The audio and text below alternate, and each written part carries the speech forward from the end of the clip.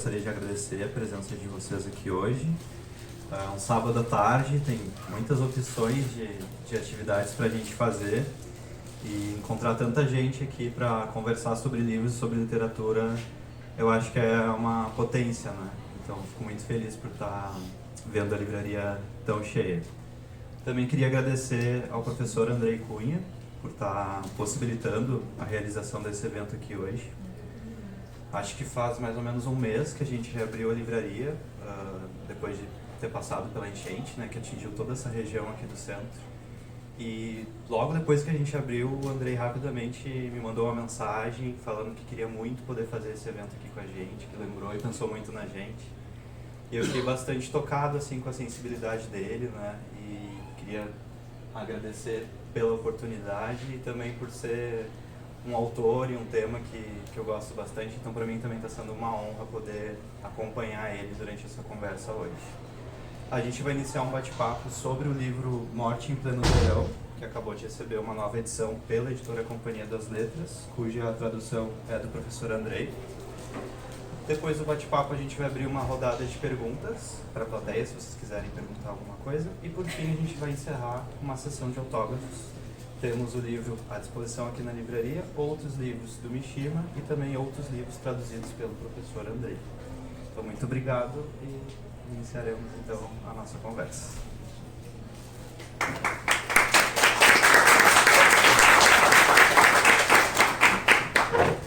Normalmente eu começo lendo assim a biografia da pessoa que está participando do bate-papo e tal. Hoje eu vou fazer um pouco diferente e eu quero começar já pedindo para o Andrei contar um pouquinho sobre como surgiu o interesse dele pela língua japonesa. E como foi um pouco, te pedi para contar um pouco, né, para nós, como foi a tua trajetória acadêmica e a tua trajetória profissional como tradutor. Alô, está funcionando? Vocês estão me ouvindo? Bom, então boa tarde, bom início de noite a todos, obrigado por terem vindo todos. Eu queria começar agradecendo a acolhida aqui na Livraria Taverna e, na verdade, esse encontro que está acontecendo hoje, eu não imaginei que fosse acontecer, mas está acontecendo, eu estou ainda me beliscando para acreditar que está acontecendo. Quem teve a ideia foi a Karina e o Homero. Eles disseram que Porto Alegre precisava de um lançamento do livro, para não ficar só em São Paulo, e que precisava eu falar um pouquinho da tradução do livro para um público maior, que não ficasse só na academia. E primeiro eu pensei assim, não, mas vai dar um trabalho. Mas depois pensando bem, assim, eu acho bem importante mesmo falar de tradução e falar aqui em Porto Alegre de literatura, que não ficasse a coisa centralizada em São Paulo. Mas eu tenho que agradecer muito a acolhida daqui da livraria e dizer que não poderia ser outro lugar para a realização desse encontro, porque isso tudo estava acontecendo, esse livro estava terminando de ser revisado e lançado durante a enchente. As últimas revisões do livro eu não pude fazer porque eu tive que sair de casa, não tinha computador, não tinha internet. Eu me lembro de a última coisa ter dito, olha, eu não vou mais falar com vocês se imprimam o que vocês querem, porque eu não tenho casa, não sei onde eu estou, não tenho. E me lembro do pessoal de São Paulo ficar muito apavorado de ver que estava uma coisa real acontecendo com uma pessoa que eles conheciam. E a gente ri agora, mas eu acho que eu estou rindo de nervoso, porque foi um período bastante traumático da minha vida. E eu acompanhei pelas redes sociais o que estava acontecendo com essa livraria. E era uma coisa de cortar o coração. Imagino que vocês já tenham acompanhado também pelas redes sociais. Essa livraria se tornou um ícone da retomada, da reconstrução, de acreditar que tem coisas que vale a pena defender e fazer e encarar. Eu estava torcendo muito por eles o tempo todo e esse livro estava na minha cabeça também. E o outro motivo que me levou a falar com eles para fazer aqui foi que é um livro que tem temática queer envolvida. Eu me sinto como um tradutor autodeclaradamente queer e o autor é um autor queer. Eu achava que tinha que ter uma liberdade e um acolhimento de falar dessas coisas num lugar seguro. E não me ocorria nenhum outro lugar mais seguro para falar disso do que aqui. Então acho que tem que deixar bem claro e bem valorizado a importância que esse lugar tem e a importância que as pessoas que fazem esse lugar acontecer têm, tanto para nós, pessoas da comunidade queer, quanto para a cidade de Porto Alegre. E para a literatura como um todo e para a tradução também agora. Bom, o André me perguntou sobre minha trajetória. Eu estudei Direito. Eu vim para Porto Alegre para fazer Direito na graduação. Eu fazia Direito na URGS, morava ali na Havaí, esquina João Pessoa, ali, atravessava a rua e fazia Direito. Mas eu fiquei 1 ano só em Porto Alegre porque uma vez fui no Xerox tirar Xerox, uma coisa para prova de civil, sei lá, penal, e atrás assim do cara que estava tirando Xerox tinha um pôster: você quer estudar no Japão? Eu pensei, olha só que legal, seria tão legal se eu estudasse no Japão, mas não me ocorreu que tinha um número lá, um endereço, tinha aqui no consulado, aqui tinha consulado do Japão em Porto Alegre, a gente ia lá se informar. Eu pensei, é um passeio legal, vou no consulado, fico sabendo. A gente ganhava cartão postal, um mapa do Japão. Aí eu preenchi meu formulário lá e me candidatei para a tal da bolsa. Teve 4 etapas de seleção. E eu pensava assim, não vou passar em alguma seleção e daí depois ótimo, mas eu fui lá no consulado e fico mérito. E eu fui passando nas etapas de seleção. E quando chegou na última, eu tinha que decidir se ia para o Japão ou não. E eu pensei, então eu vou. Mas eu pensei assim, se eu não gostar, eu fico só 1 ano e eu volto para casa. Termino meu curso de Direito em Porto Alegre, vai ser isso. Só que a previsão era 5 anos, né? 1 ano de preparatório e 4 anos de graduação. E acabei ficando 1 ano de preparatório e 4 de graduação lá, sem voltar para o Brasil nenhuma vez.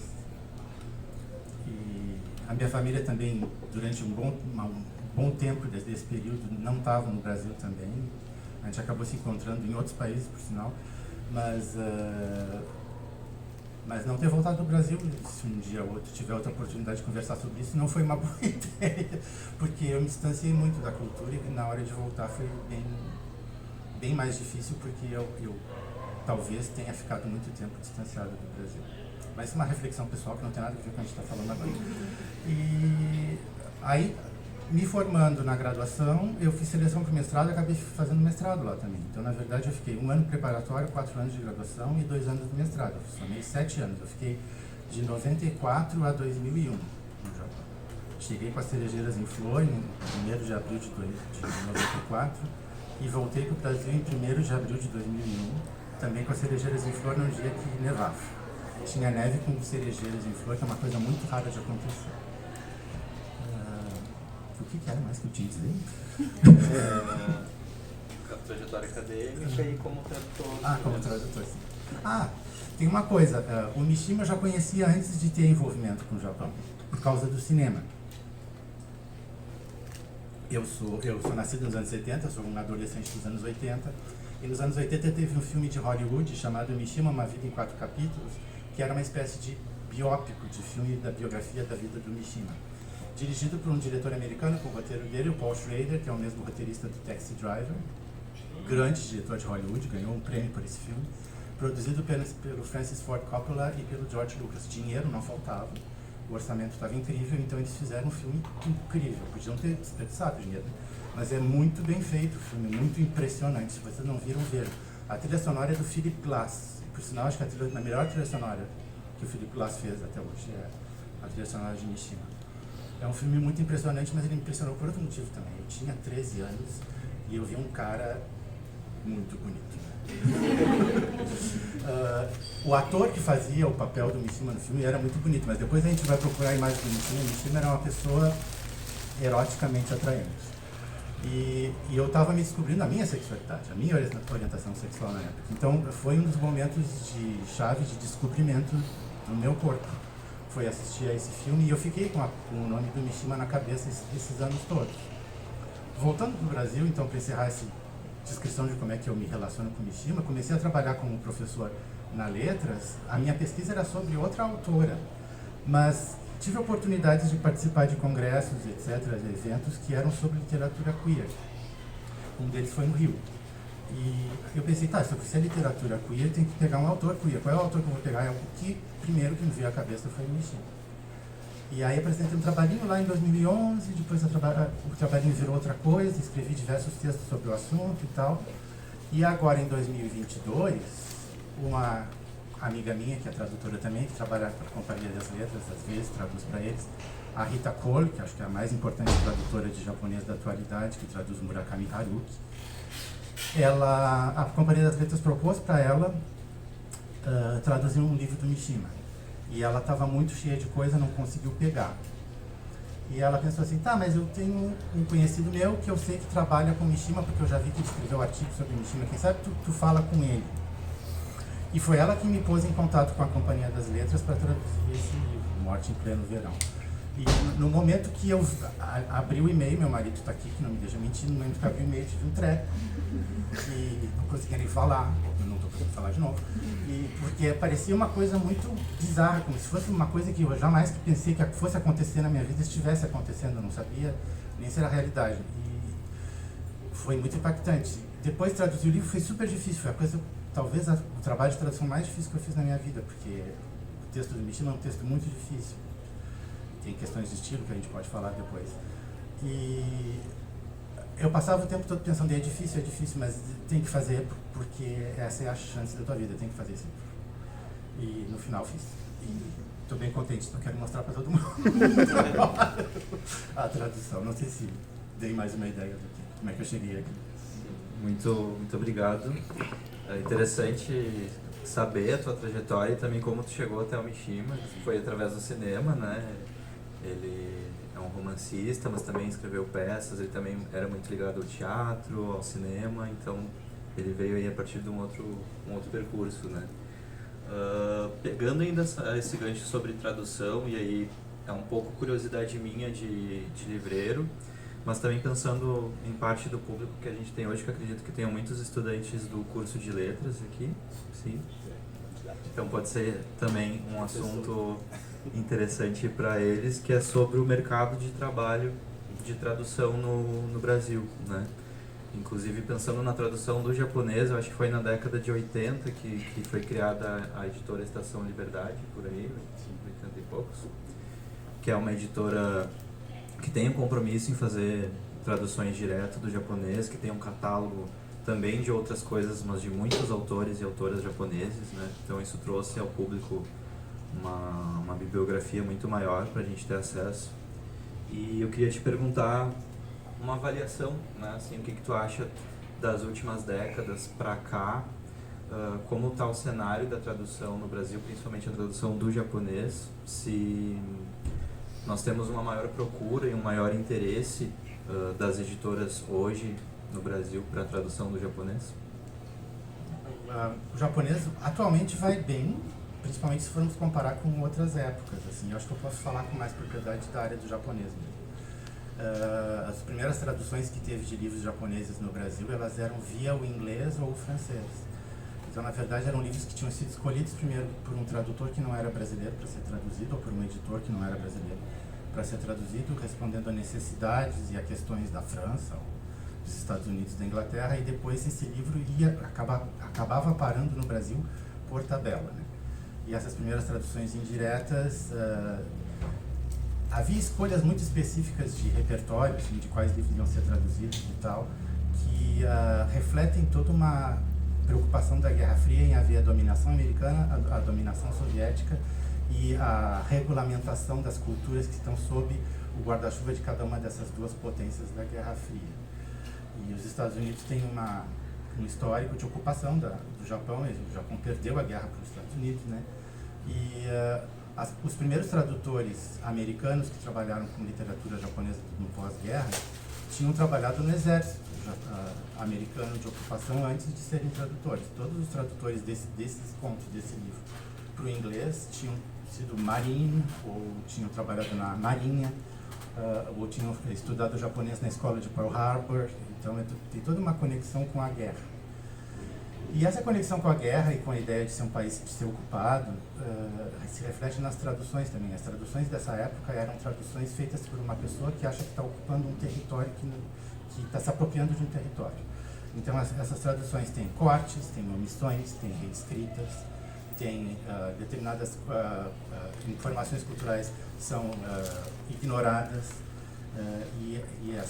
os contos, por exemplo, desse livro, eles foram todos padronizados para um certo público leitor americano, o que o público leitor americano esperava desses livros. E esse livro, então, traduzido para o inglês, foi o livro que veio parar no Brasil, traduzido para o português nos anos 80. Por que eu estou contando a história específica desse livro? Bom, primeiro porque a gente está falando desse livro hoje, mas em segundo lugar porque esse livro ele é um exemplo muito típico do que aconteceu com a maioria dos livros de literatura japonesa no Brasil até os anos 90.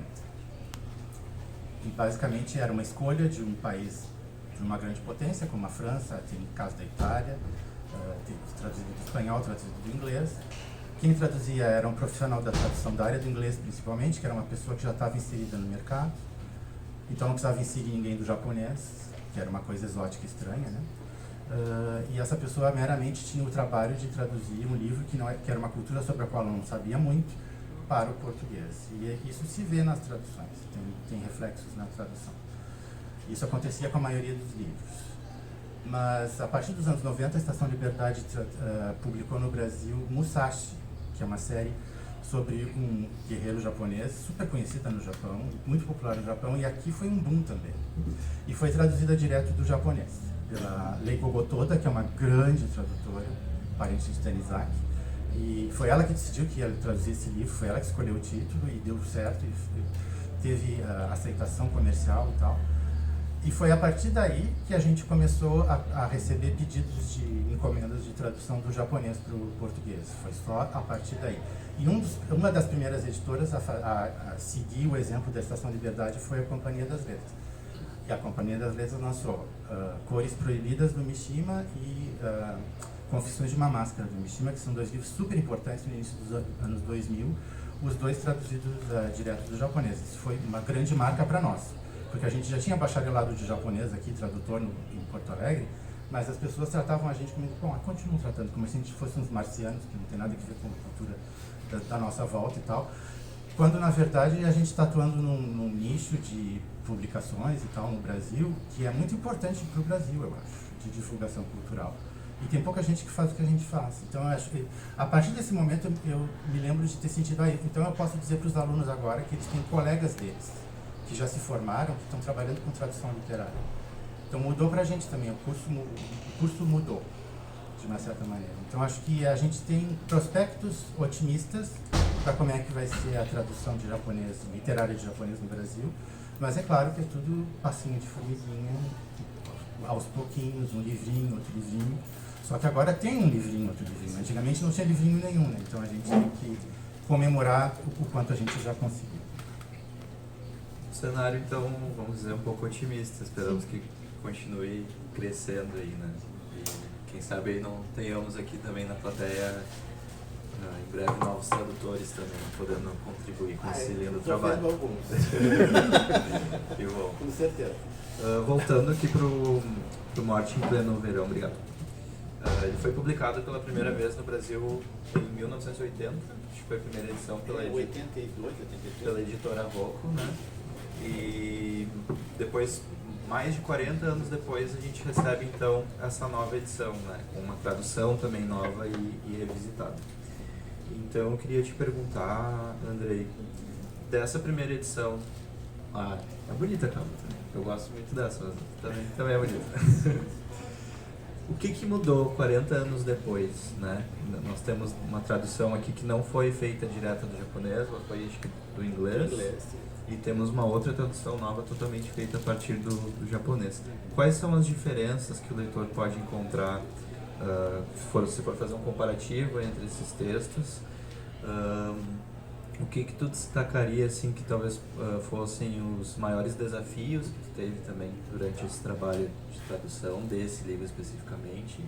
E ainda mais uma coisa que é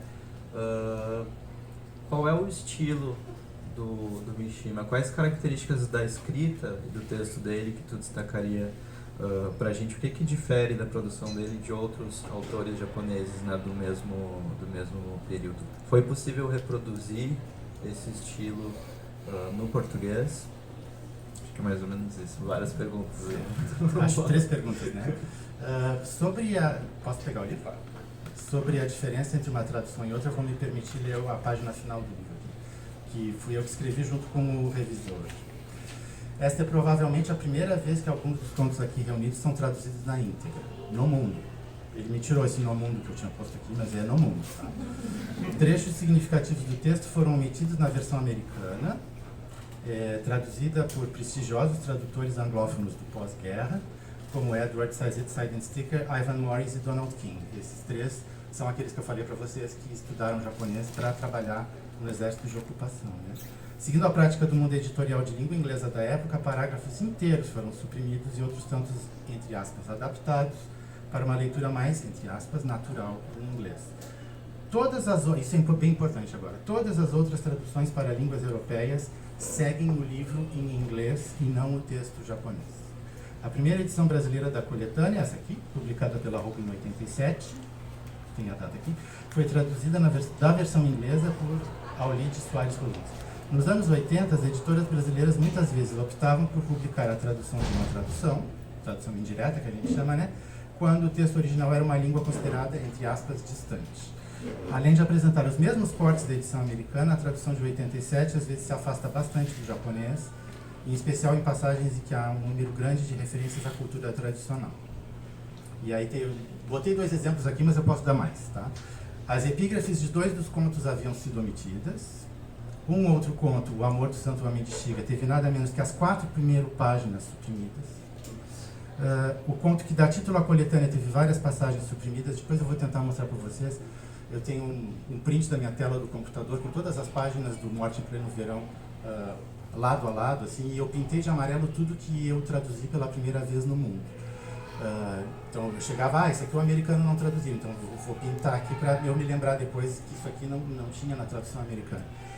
E é muito impressionante porque a página está toda amarela. Aconteceu alguma coisa. Acho que foi gol de alguém. Do Inter? Tá. Muito impressionante, assim. O tradutor decidiu que ele ia pular umas coisas porque ele achou que não eram muito interessantes para a versão final do conto. Outra coisa que me lembra, assim, bem, que não está aqui, mas é bem impressionante, assim, tem um conto em que a personagem principal, o narrador, é apaixonado por um ator de kabuki. O ator de kabuki é um Ominagata. O Ominagata é um ator de kabuki homem que se apresenta como mulher no palco, faz papéis femininos e muitas vezes se apresenta como mulher na vida também. No caso, essa personagem específica se apresenta como mulher tanto no palco como na vida. E quem estuda japonês aqui me sirva de testemunha, japonês de mulher não tem nada a ver com japonês de homem, são 2 línguas diferentes, né? O vocabulário é diferente, a gramática às vezes é diferente, a terminação das frases é diferente. E essa personagem em específico, o Onagata, fala em japonês feminino. A tradução para o inglês, em inglês não tem isso. Em inglês é you, he, e acabou. Então, na tradução em inglês quase não tem nenhuma marca de gênero. E a tradutora brasileira, como ela não tinha outra coisa para se basear, ela teve que acreditar na tradução americana, o que a tradução americana estava dizendo para ela, que era uma linguagem super neutra e, com perdão da coitada da tradutora, louca de sem graça. Os diálogos estão muito, muito sem graça, muito apagadinhos, assim, não tem emoção nenhuma. Sendo que o texto em japonês tem bastante emoção e uma das emoções envolvidas é a questão do gênero. Então, tem 2 coisas que, graças a Deus, o André viu. O André hoje estava conversando com ele e disse, aquela hora ali, ele desobrigada. A gente ficou discutindo se era para dizer ele desobrigada ou ela desobrigada, para começar, porque a gente está tentando aplicar os nossos critérios de correção política de hoje, né, do ano de 2024, para um texto que foi escrito nos anos 60. Mas uma coisa é certa, essa personagem dentro da história, é muito importante saber que ela se apresenta como mulher para o mundo. E que o narrador está apaixonado por uma pessoa que se apresenta como mulher no mundo. E que o conflito da vida da personagem principal, do narrador, é que ele não consegue construir a ideia que ele mesmo tem do amor que ele está sentindo. E isso passa é atravessado do início ao fim por uma questão de gênero que foi totalmente perdida na tradução para o inglês e nessa primeira tradução para o português brasileiro. E na verdade eu sofri bastante porque em português do Brasil a gente tem poucas oportunidades de escrever uma frase, né, e dizer, essa frase é uma frase feminina. Então, os marcadores por escrito de que seja um discurso feminino são raríssimos em português, então eu tive que me virar um pouco, assim. Às vezes usava um jeito mais, entre aspas, meigo de falar uma coisa, para ficar mais feminilizado, e eu consegui botar um estou muito cansada e um obrigada. O Estou Muito Cansada até nem precisava, porque ela estava cansada, mas ela não disse que estava cansada, mas eu botei o Estou Muito Cansada, porque eu precisava que ficasse feminina aquela situação, né? Então, vocês vejam que eu fui além do que seria o normal de fazer, porque eu acrescentei um Estou Muito Cansada no texto, porque eu acho que assim estou sendo mais fiel do que não fazendo isso. Mas isso foi uma decisão pessoal minha, né? No caso desse texto em específico. Incluí só mais uma perguntinha, eu já fiz várias, né? Mas é que tu falou isso agora e em alguns momentos da leitura do livro eu fiquei em dúvida se será que o Mishima escreveu isso aqui ou aqui tem um pouquinho da mão do tradutor. Porque tem algumas palavras que a gente não sabe o significado, eu não estudo japonês, né? Não sei, de um termo específico, de uma vestimenta, de um objeto. Então, às vezes aparece essa palavra e aí ao lado, entre um parênteses, um travessão, tem uma pequena descrição, né? Ah, que é aquela roupa que se usa para tal cerimônia. Não. Eu fiquei pensando que provavelmente o Mishima não precisaria estar incluindo essas descrições do que é exatamente aquela palavra, né? E aí queria te perguntar se realmente tem um pouco dessa liberdade do tradutor pensando no público ocidental de fazer essas inferências e poder facilitar a gente para não ter que ficar toda hora procurando o que significa isso aqui. Já tem ali uma pequena ajuda assim para o leitor, né, sinalizando mais ou menos do que se trata aquele termo específico. Tu chegou a fazer isso em alguns trechos ou é... Sim? Outras coisas que eu fiz eu não vou contar para você. Essa aí eu vou contar porque em sala de aula, inclusive, ensino para os alunos que a gente faz. É uma prática comum da nossa indústria. Por quê? Porque a gente é adestrado pelas editoras a não botar nota de rodapé. Cada vez que sai uma nota de rodapé em algum lugar, às vezes é um desespero, o que eu vou fazer? Uma comida que só existe numa região, né, com peixe, não sei o quê. E a editora sempre às vezes reclama que tem nota de rodapé demais e pede para a gente cortar a nota de rodapé e não acrescentar nota de rodapé. E um jeito de roubar é fazer a vírgula, um peixe muito apreciado. E continuar. Nesse mesmo, no Onagata, o Onagata ia se chamar transformista, porque a tradução para mim de Onagata, né, esse tipo de ator que faz papéis femininos, é como se fosse um transformista do tempo da Rogéria, assim, no Brasil, sabe? Consegui fazer uma ponte dessa maneira. Mas a editora argumentou bastante comigo que não, era melhor que o título ficasse Onagata em japonês e eu desse um jeito sem nota de rodapé de explicar que o personagem era transformista. Eu botei Onagata, vírgula, um ator transformista. Isso a gente faz bastante. Eu estou te confessando um truque da profissão. Pegando esse gancho que a gente está comentando bastante sobre esse ator, esse personagem, e aí na obra do Mishima é muito presente a questão do teatro, né? Aliás, várias questões que eu pensei sobre o livro vão passar por isso do teatro, da encenação, do palco, né? Isso é muito presente na obra dele. E nesse livro especificamente vão aparecer dois gêneros de teatro, que é o teatro no e o teatro kabuki, né? Então tem dois contos para cada um dessas expressões artísticas. Antes da gente falar especificamente de cada um deles, eu queria te perguntar como surgiu essa relação do Mishima com o teatro, como isso se apresentou ao longo da vida dele, na obra dele, como é que aconteceu inicialmente?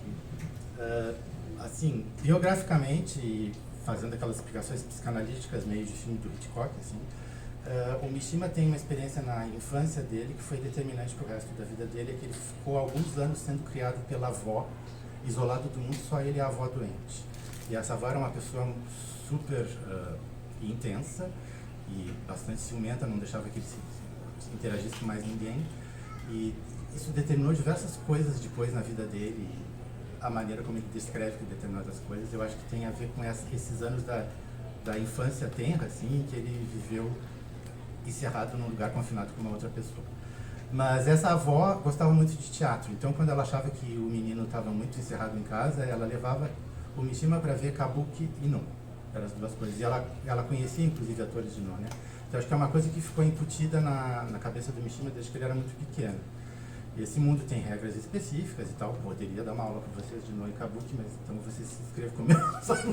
Mas tem muitas regras específicas, mas os dois gêneros são muito relacionados à literatura.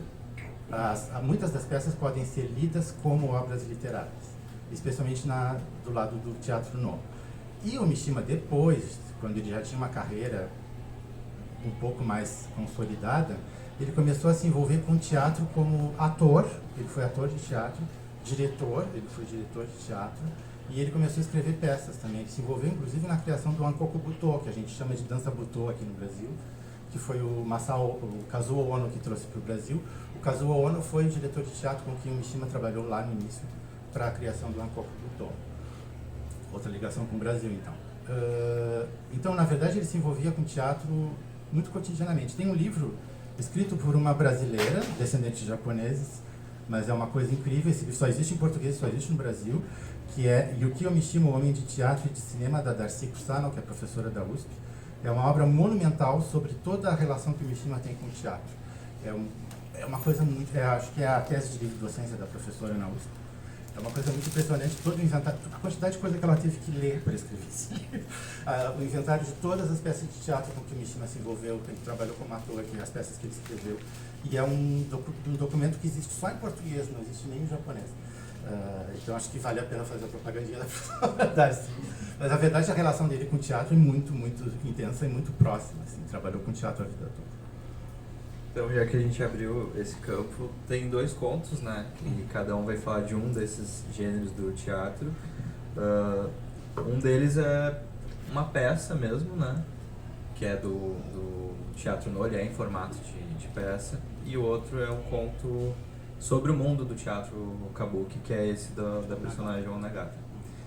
O teatro kabuki, eu vi algumas definições dele como o teatro do exagero, né? Tudo é muito grandioso, a maquiagem, a expressividade é muito pesada, as perucas, as roupas, é tudo bem grande, bem exagerado, né? E nesse conto do teatro kabuki, nós temos essa personagem, que é uma Onagata, como o professor já explicou. No teatro kabuki, todos os atores são homens, e quando tem um personagem feminino, esse personagem feminino precisa ser interpretado também por um ator homem, né? E aí surgiu então essa definição do Onagata, que é um ator que só executa, só interpreta papéis femininos. Tem atores que fazem os 2 gêneros, mas o Onagata ele só interpreta personagens femininos. E aí tem eu marquei aqui, vou tentar encontrar rapidinho, tem uma pequena citação que o Mishima insere no conto para falar um pouquinho mais sobre o ofício desse ator. Deixa eu só localizar aqui rapidinho. Bem curtinho, então acho que vale a pena dar uma lida. A base da arte do Onagata é o seu colorido. De nada lhe adianta ser uma pessoa bonita de nascimento se o transformista busca conscientemente controlar como se move. O colorido se lhes vai. Igualmente é inútil se esforçar por ser gracioso.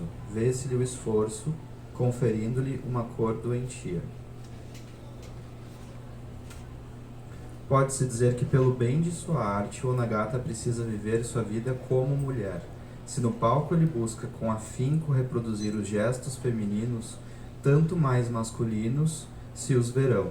O mais importante é existir sempre como mulher. E isso aqui me pegou bastante sobre a construção desse personagem, porque de fato, mesmo quando ele não está no palco, comentou agora, né, ele sempre se define e usa todos os tratamentos no feminino, né? Embora os outros personagens nesse ponto tratem ele pelo masculino, ele sempre se coloca no feminino. Tudo bem, ele poderia só levar ao extremo o seu trabalho, mas mais à frente no conto a gente descobre que esse ator ele se apaixona por um outro personagem que é um diretor da peça que ele vai trabalhar. Não era pra falar spoiler, né? Mas dá pra ler de qualquer maneira sem perder o encanto. E, enfim, isso é um demarcador de gênero, né? De orientação sexual, enfim.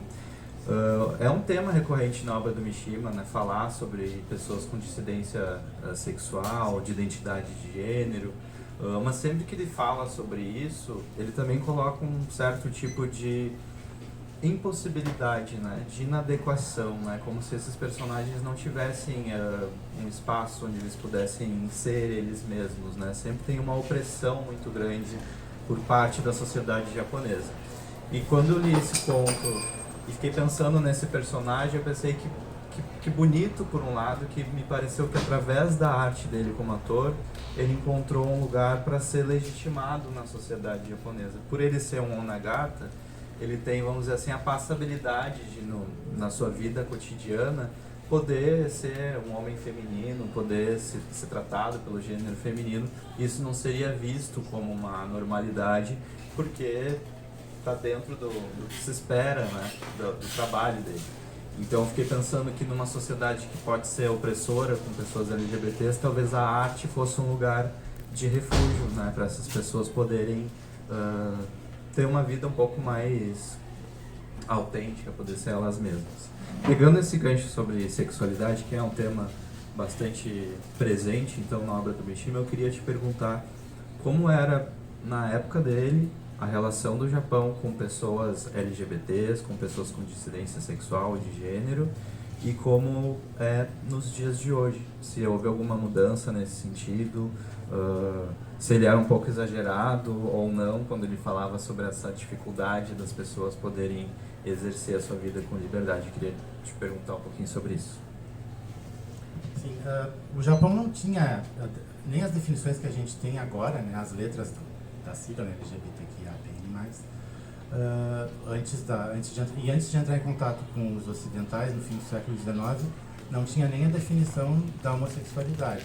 Havia atos homossexuais em determinados grupos e havia, no caso, né, também transexualidade, por exemplo, no caso dos atores de kabuki que se apresentavam como mulher, mas isso não era tudo classificado como uma coisa igual dentro de uma mesma categoria médica, que nem aconteceu no século XIX no Ocidente. Só que aí, quando o Ocidente entrou em contato com o Japão, estragou tudo, porque quando o Ocidente entrou em contato com o Japão, era a época vitoriana, que é azar, né? E aí, então, entraram todos os valores vitorianos, todos de uma vez só, na sociedade japonesa. Os valores vitorianos são os mais limitados, os mais preconceituosos, os mais determinados a acabar com a dissidência de muitos ideais do Ocidente, das mais diversas épocas. Acho que é um dos períodos mais terríveis para se ser queer na história do mundo é na Europa, no século XIX. E esses valores todos foram incutidos na sociedade japonesa de uma tal maneira que os japoneses tentaram ser mais vitorianos do que os vitorianos, mais pudicos, mais envergonhados, com mais tabu com relação ao sexo. E muitas das coisas que se faziam antes foram eliminadas, simplesmente. O que sobreviveu?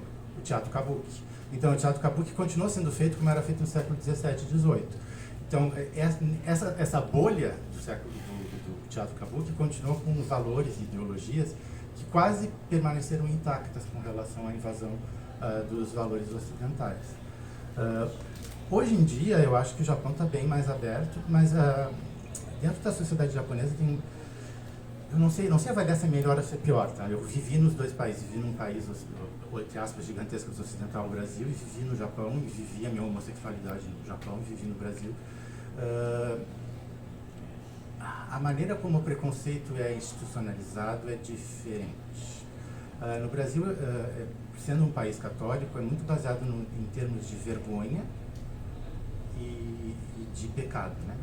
Até hoje, quando se quer discutir esse assunto em termos de valores tradicionais. E no Japão tem muito da coisa do lugar certo para fazer a coisa certa. Então, por exemplo, Tóquio tem um bairro gay. Quando tu está dentro do bairro gay, tu fala coisas gays com pessoas gays, cumprimentos gays, toma drinks gays, é tudo gay. Aí não tem problema nenhum de tu fazer aquilo, mas se tu atravessa a rua, a quadra e está no outro bairro, tu tem que voltar pro teu armáriozinho e depois de trabalhar no armáriozinho até chegar ao fim de semana seguinte tu ir pro bairro gay de novo. Isso é a realidade de muitas pessoas, né? Mas eu acho que isso tudo está melhorando aos poucos. Assim. É um país muito machista também, né? E o machismo deu uma melhorada, assim, mas também passos de formiguinha, né? Para falar a verdade. No caso do Mishima, o Mishima era muito, muito gay, fazia coisas muito gays, fora do bairro gay, mas ele era casado com uma mulher e nunca na vida dele ele disse que era gay.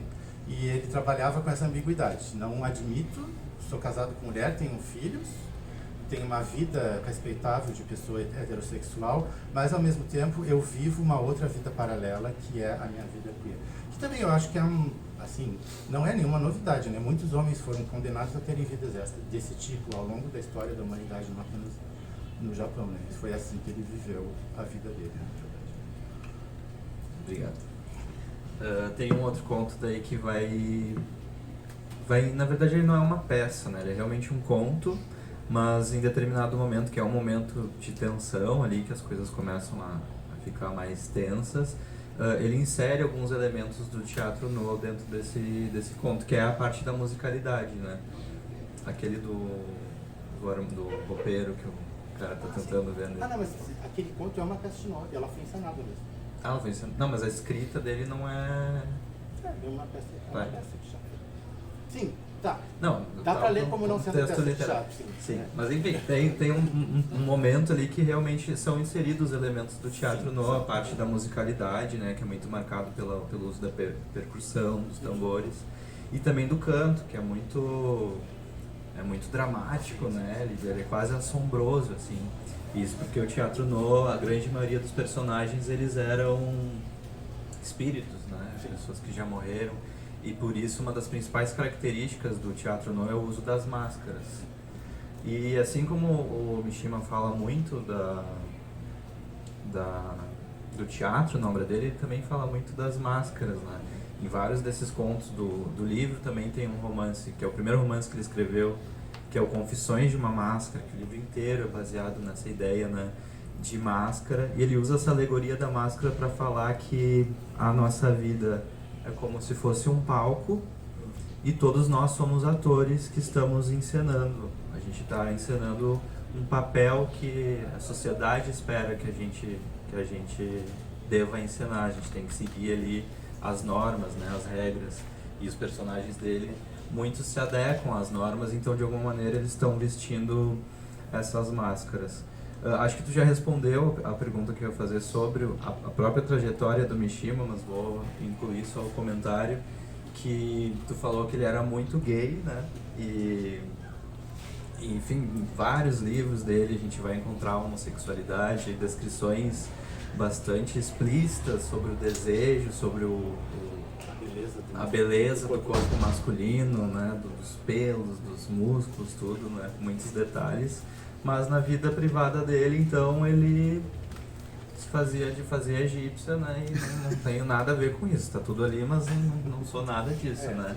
E eu fiquei pensando nisso, assim, como além dos personagens dele, a gente poderia, então, chegar à conclusão de que o próprio Mishima também viveu uma vida dele, de certa maneira, sob a sombra de uma dessas máscaras, né? Que ele mesmo vestiu, ele mesmo colocou, assim. E na biografia dele ele foi casado com uma mulher, mas também tem relatos de que ele teve relações com uma mulher transexual, com um jovem rapaz, então... Diversos jovens rapazes, embora abertamente ele, então, sempre tenha evitado falar sobre isso, assim, né? Acho que não é bem uma pergunta, mas uma afirmação mesmo. E... pensando ainda nisso das personagens, outra coisa que chama bastante atenção são as personagens mulheres, né?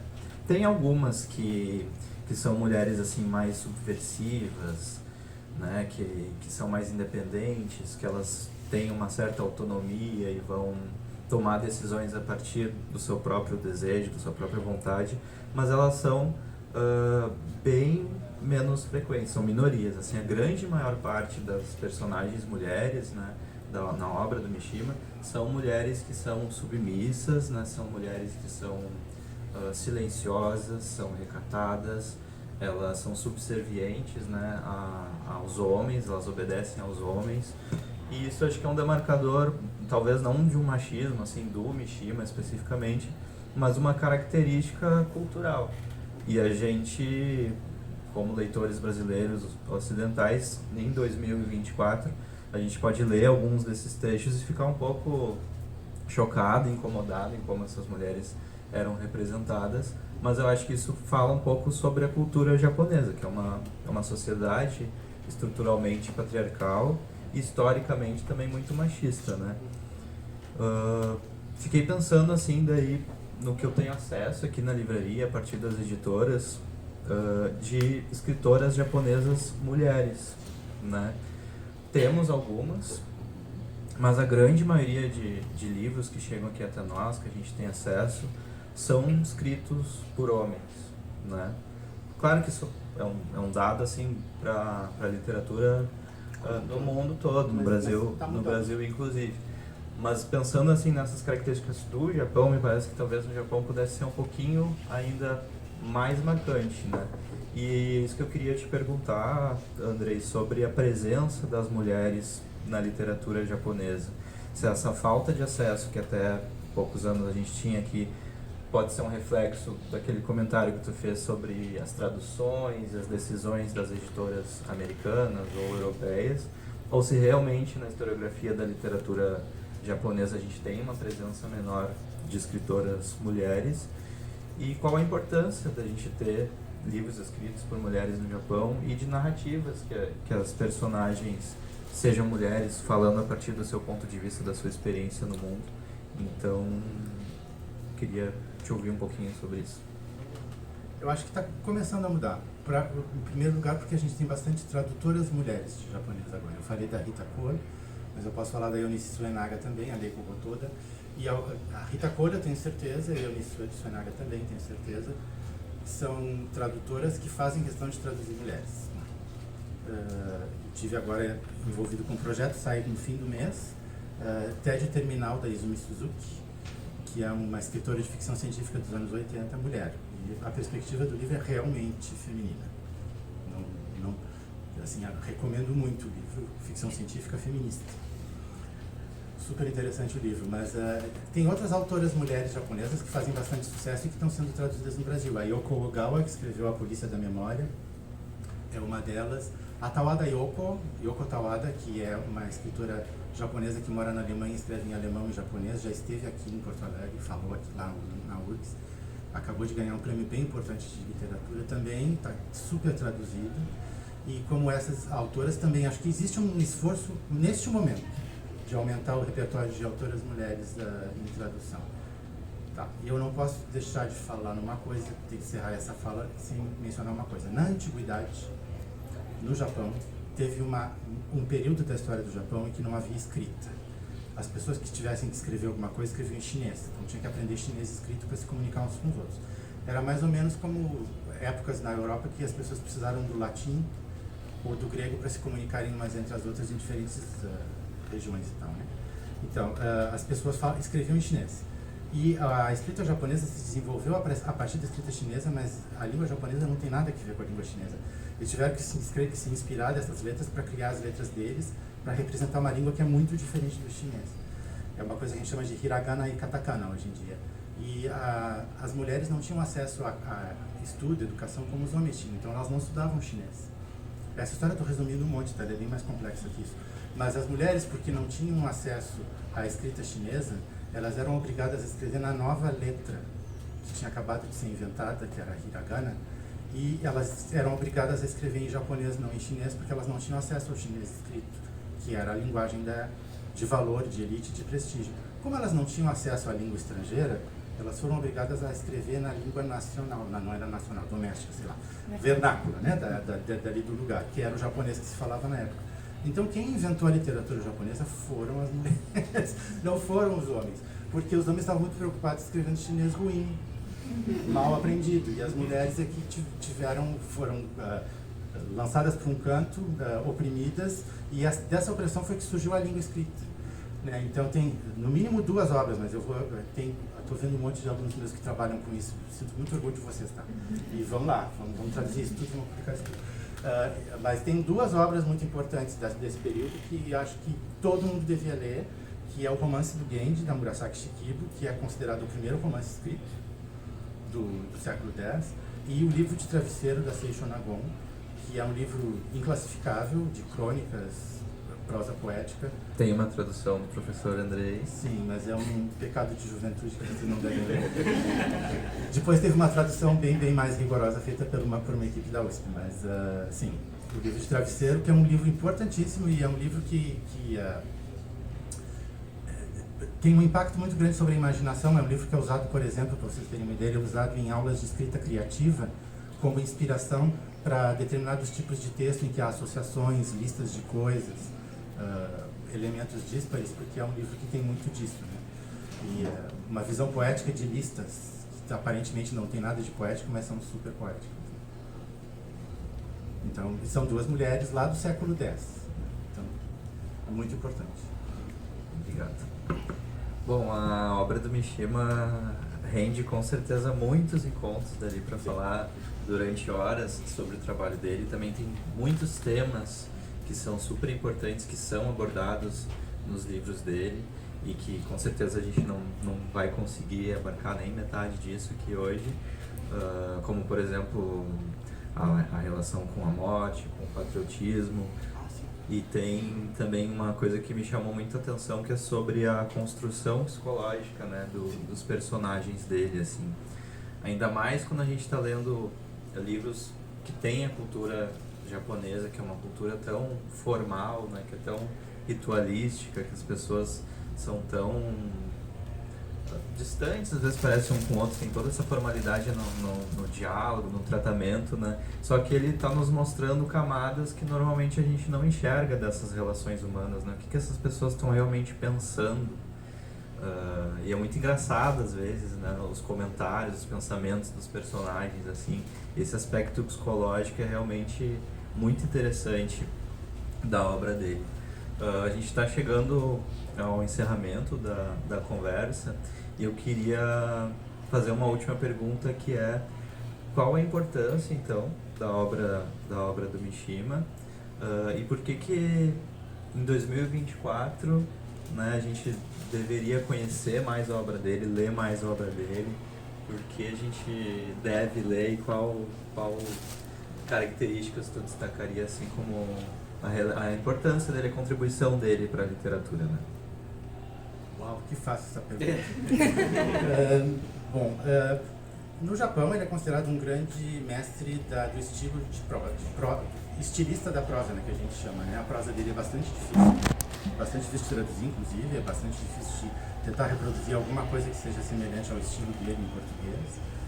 Ele escreve usando palavras muito difíceis, ele gosta de fazer frases muito complexas, faz escolhas de vocabulário bastante não óbvias, e ele tem essa influência sobre o que veio depois dele, da insistência na perfeição da forma, eu acho. Outra coisa que eu acho que ele foi bastante importante dentro da história da literatura japonesa é que ele tem uma relação muito intensa com o teatro, com o cinema. Ele trouxe elementos do teatro e do cinema para a literatura, como por exemplo o primeiro conto. Se vocês forem ler o primeiro conto desse livro, Morte em Pleno Verão, que é o que dá título, tem diversos planos de sequência, dá para ver que tem montagem, alguns elementos visuais são usados para cortar entre uma cena e outra, como se ele estivesse escrevendo um roteiro de cinema. Então, esse tipo de coisa, dentro da história da literatura japonesa, foi importante porque foi ele que trouxe. Mas a gente pode pensar então agora do ponto de vista de nós brasileiros, o que interessa o Mishima para nós. É um mestre do conto, e merece estar no panteão dos grandes mestres do conto pela perfeição da forma e da estrutura, da construção das narrativas. E a outra coisa é um motivo um pouco histórico, para mim, por exemplo, é muito importante, porque ele foi um dos primeiros autores queer que foi divulgado como sendo um autor queer de literatura internacional. Nos anos 70, 80, havia um autor argentino chamado Manuel Puig, não sei se vocês conhecem, o autor do Beijo da Mulher-Aranha. Ele também foi um pouco como, entre aspas, vendido para o exterior como sendo um autor que representava a literatura gay, né?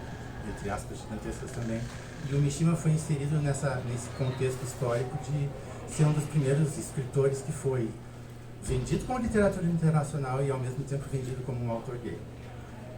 Ainda que no Japão não fosse. Ele foi vendido pelo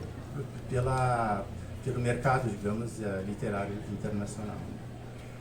E o Mishima está sendo redescoberto porque por muito tempo ele teve esquecido no Japão por causa da função política toda, né? Ele era de extrema direita, literalmente ele era um fascista, e tem diversas coisas que aconteceram. Depois você dê uma olhada ali na Wikipedia.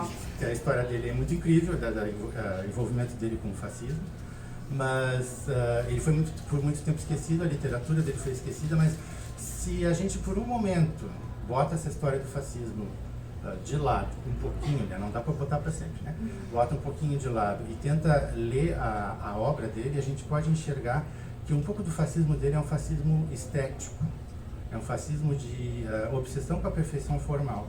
E essa obsessão com a perfeição formal, ela pode dar muito errado e virar fascismo. E eu acho que a obsessão que ele tem com criar formas perfeitas tem a ver com ele ter depois descambado para o lado do mal, assim. Mas não estou passando pano, tá? Eu conheço outros autores, a gente pode falar de outros autores que se envolveram com o fascismo, como Ezra Pound. A gente finge que o Fernando Pessoa não era fascista. Agora, a polêmica diretora, eu acho que se vocês forem ler os escritos políticos do Fernando Pessoa, dá para perfeitamente fazer um caso a favor do Fernando Pessoa fascista.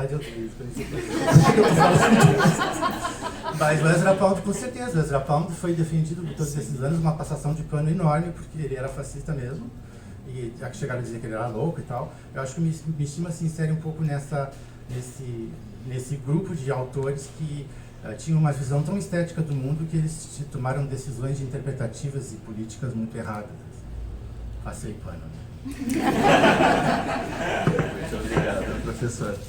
Eu queria abrir uma rodada de perguntas da plateia, se alguém tiver alguma pergunta para fazer para o professor Andrei sobre o livro, sobre o autor, sobre literatura japonesa ou tradução. Fiquem à vontade.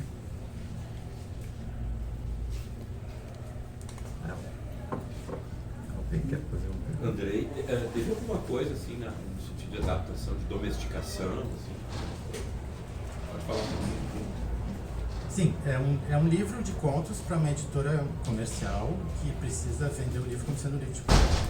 Então, tem determinadas marcas da indústria que ficam na tradução, né? O que eu posso te dar de exemplo? Os diálogos são adaptados para terem jeito de diálogo de edição brasileira, tem travessão por tudo que é lado, e no japonês não tem travessão. Uma coisa que eu luto sempre para não fazer, mas eu acabo fazendo porque eu sei que vão brigar comigo e depois brigam comigo e eu tenho que desfazer também, o japonês tem uma liberdade de uso de registro, diversidade de registro muito grande dentro da ficção. Então eu posso estar lendo um livro que tem desde o japonês mais grosseiro, o japonês mais regional, palavras de muita marca de oralidade, palavras muito antigas, palavras de gíria, tudo isso misturado e gramática, entre aspas, fora da norma culta, coisas erradas gramaticalmente. A gente acha isso tudo dentro da literatura japonesa com grande facilidade. E o mercado editorial brasileiro é muito mais conservador do que o mercado editorial japonês, não tem comparação. O mercado editorial brasileiro é apaixonado pela norma culta, pela, como é que chama aquilo? Odeia a próclise brasileira, não pode dizer me dá um cigarro, tem que ser dê-me um cigarro. Transforma todo e qualquer diálogo numa coisa chatíssima, assim, que parece legenda de filme, e em português que ninguém fala. Isso está mudando, tá? Mas cada tradução que a gente faz que tem diálogo, e a gente tem que botar toda essa coisa da norma culta, brigar contra a norma culta, a discussão vem de novo sempre. Por que isso aqui está tão oral? Por que tem tanta marca de oralidade? Por que tem coisas erradas gramaticalmente? Eu me arrumei meu primeiro hater mês passado. Não foi esse livro, foi outro livro. Meus Dias na Livraria Morisaki, que é um livro mais popular, assim, best-seller. Tem um monte de diálogos, meus diálogos ficaram tudo em linguagem oral. Tudo. Pô, tio, já deu. Coisas assim. E a tradução. E eles deixaram, graças a Deus. Saiu por qual editora? Saiu pela Bertrand Brasil. E aí o cara me escreveu um e-mail dizendo assim, como é que essa editora deixou passar esse monte de erros de português e como é que um professor universitário bota esse monte de erros de português num livro? Eu vou mandar uma carta para a editora Bertrand Brasil, vou pedir meu dinheiro de volta. Aí primeiro eu levei um susto, meu Deus, o que eu fiz? Eu sei o que eu fiz. Então, mas vocês veem que esse leitor super conservador, ele existe. E a gente aprende por cursinho para concurso, que existe regra perfeita e que se aplica para todos os casos. No caso da arte, da ficção, dos diálogos, do drama, do teatro, do cinema, graças a Deus, a norma culta não precisava ser sempre norma culta. Senão não tem nem como construir personagens se tu for escrever tudo em norma culta. Então isso aí, acho que quando eu traduzo, eu sempre tenho esse conflito. Em algumas editoras o conflito é maior, em algumas editoras o conflito é menor. E a outra coisa que eu faço, porque eu sou gaúcho, é que eu boto gauchismos no texto. Inadvertidamente, porque quando eu vejo que é uma palavra muito gaúcha, eu não uso, eu me podo, eu sou um gaúcho no armário. Mas às vezes me saem palavras gaúchas que eu nem sabia que eram gaúchas. Eu não vou me lembrar do exemplo desse livro, mas como eu já tinha tido essa discussão com o revisor, o Revisor é Paulista, lá no meio das revisões tinha uma coisa que ele sublinhou e disse assim: ó, só para tu não reclamar que eu oprimo os gaúchos, eu vou deixar passar esse gauchismo. então, no mínimo um gauchismo tem nesse livro, que eu não vou nem lembrar qual é, depois eu posso pesquisar e dizer para você. Mas eu achei engraçado quando ele botou esse comentário, disse, então ele sabe que eu estou sempre insistindo, né, que não... Tem um tradutor super importante que formou muita gente, ele é da PUC do Rio, o professor Paulo Henrique Brito, pessoa super, super respeitada, mas ele defende que aquela coisa, né, que o português editorial é uma mistura de carioca com paulista, e é uma língua neutra que um paulista não denunciaria como sendo carioca e que um carioca não reclamaria como sendo paulista. Então, isso é o meio termo entre as duas coisas que não existe, né? E a gente, abram qualquer livro aqui, vocês vão encontrar esse editorês, essa linguagem. E a gente, às vezes, inadvertidamente, a gente cai no editorês. Eu não sei nem qual é a resposta certa. Eu devia traduzir tudo em gaúcho? Não. Devia traduzir uma coisa que fosse, né, um pouco mais universal, mais geral. Mas também ficar nessa regra, então que um carioca e um paulista não acharem estranho, essa é a regra que vai, também acho meio questionável. Então, não sei, no futuro termos traduções com sotaque também. Alguém tem mais alguma pergunta para fazer para o professor? Talvez uma coisa um pouco mais específica de tradução do japonês, mas o quão leniente o senhor é com a adaptação do jeito da gramática, assim, na ordem de informação do texto. Assim, o que é dito de uma ordem no japonês, com que frequência o senhor muda, assim, para ser mais natural do português? Eu atualmente, isso também acho que é relacionado com o que o Júlio perguntou de domesticação. Uma das domesticações incontornáveis é que a ordem gramatical das palavras em japonês é exatamente o contrário da ordem gramatical das palavras em português. Se vocês forem ver um intérprete de interpretação simultânea, japonês, português ou português, japonesa, a pessoa é um herói. Porque ele ou ela tem que ir até o fim da frase para saber como é que ele vai começar a frase que ele vai traduzir. É exatamente o contrário. Então, a gente acaba botando na ordem brasileira, né, as coisas. A menos que, e aí tem que ter uma sensibilidade, que eu não sei se eu devo ter deixado passar diversas vezes, é que a ordem das palavras não é sempre neutra, né? A ordem das palavras, às vezes, ela tem um significado. É por isso que eu botei essa palavra no fim. Essa palavra tinha que ir no fim porque ela é a última coisa desse pensamento, né? Então, quando é assim, às vezes a gente mantém uma ordem esquisitona e tal. Graças a Deus, o português brasileiro é bastante livre, né? A gente consegue fazer diversos malabarismos de ordem de palavra em português, mas não é qualquer língua que deixa fazer isso, então às vezes dá para roubar por causa de que é português brasileiro, assim. E aí o japonês é bastante livre em ordem de palavras também, né? Só tem uma ordem preferida, né? Que o verbo vai no fim. Então não sei se eu respondi, mas eu acho que eu acabo usando mais a ordem brasileira para não causar estranhamento, porque a ordem japonesa não causaria estranhamento quando estiver sendo lida por um japonês. Acho que o argumento é esse. Alguém tem mais alguma pergunta? Eu gosto muito dos livros do Andrei, de poesia, publicados pela editora Bestiário, né? Comprei quase todos, tem aqueles poemas do Japão medieval. Realmente acho que essa é uma possibilidade que eu jamais vou estudar. Como é que o tradutor faz esse serviço, assim, que eu acho muito grato. Realmente eu gosto muito. A minha pergunta é, tu falou que foi mais difícil traduzir o Mishima, e eu fiquei surpreso porque, enfim, traduzir poesia sempre parece mais complicado, né? Eu queria, qual é o processo de tradução de poesia? As minhas traduções de poesia não têm prazo. E é um trabalho de amor, é só o que eu amo. E esse livro foi um livro que, assim, envolvido com uma editora comercial, com exigências de editora comercial, com prazo de editora comercial, tendo que eu fazer diversos compromissos de todo tipo com a equipe editorial e tudo, né?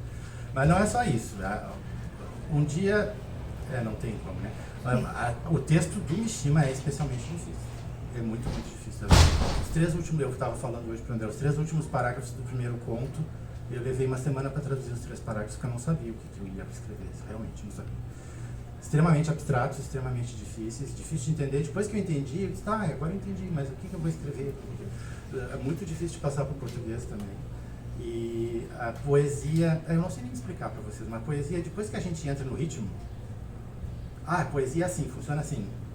Tu tá com a mentalidade de poesia, tu continua fazendo a tradução. É quase como automático, não sei, a palavra não é automático, mas é uma coisa que vem com organicidade, digamos, traduzir poesia. Essa poesia em específico, né, que tu está falando, né, poesia medieval e da antiguidade japonesa. E prosa não, prosa é uma luta a cada frase. Não se sabe nunca o que é a próxima frase vai trazer e tal. Então foi bem difícil.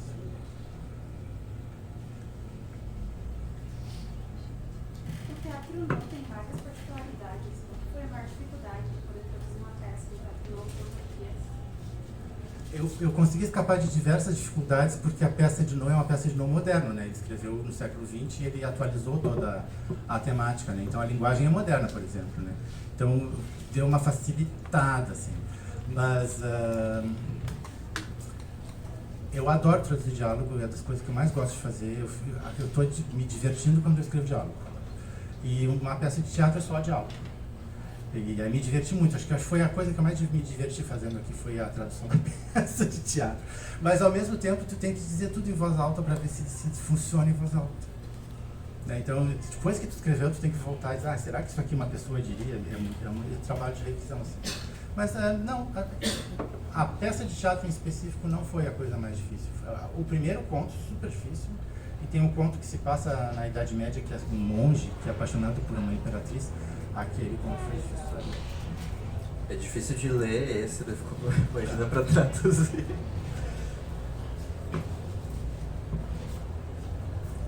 Alguém tem mais uma pergunta?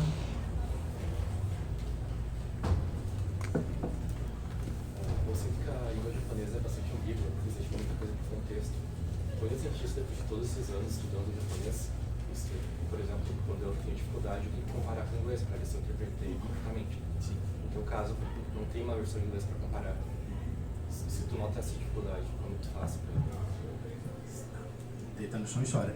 Mas nesse caso específico aqui, tinha em inglês, mas tinha um monte de coisa que não tinha em inglês. Aí quando não tinha inglês, tu tinha que... Mas, sabe, depois desses anos todos, eu achei um monte de erro na tradução para o inglês. Teve um monte de coisa que não correspondia à minha interpretação. Eu disse, não, mas a minha interpretação está certa, a dele está errada. Dá uma falseada, assim. Então, não, a gente não precisa achar que a tradução para o inglês é escrita na pedra, né? Porque, às vezes, a gente faz uma interpretação mais correta também. Mas eu sei do que tu está falando. Quando a gente não tem nada para confirmar se a ambiguidade do japonês está bem traduzida e se a gente entendeu direito, é um sofrimento, sim. Às vezes não tem jeito, tem que abraçar a ambiguidade. Ou então, às vezes, dá para perguntar para um amigo japonês, o que ele quis dizer aqui, mas não pode ficar fazendo isso o tempo todo, né, alugando para os amigos japoneses. Mas, sim, é uma das dificuldades da área, é ter certeza se tu interpretou certo tudo, né, porque é uma língua muito ambígua.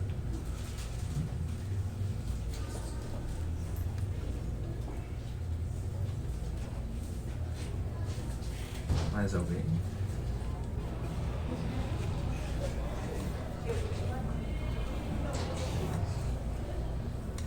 Então, gente, eu queria mais uma vez agradecer em nome da livraria a presença de vocês, agradecer ao professor Andrei, foi uma conversa muito prazerosa, um livro maravilhoso que fica mais uma vez a recomendação que quem ainda não leu, que leia e conheça a obra do Mishima.